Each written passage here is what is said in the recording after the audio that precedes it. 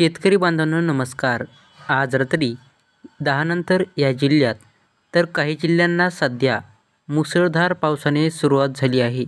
काही जिल्ह्यात विजांच्या कडकडासह तुफान पावसाला देखील सुरुवात झाली आहे. पण हा पाऊस भाग बदलत आहे.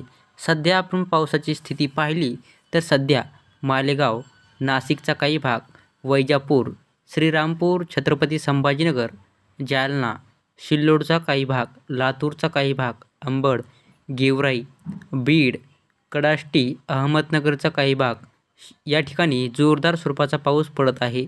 पुण्याचा काही भाग, खोपोली, नवी मुंबई, नंदुरबार, मालेगाव, नाशिकचा काही भाग या ठिकाणी जोरदार स्वरूपाचा पाऊस हे आपल्याला पडताना पाहायला मिळत आहे.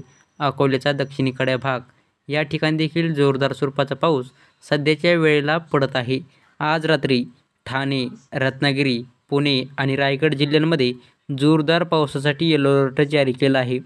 जळगाव, नाशिक, नंदुरबार, धुळे या जिल्ह्यात देखील जोरदार पावसाची शक्यता राहील.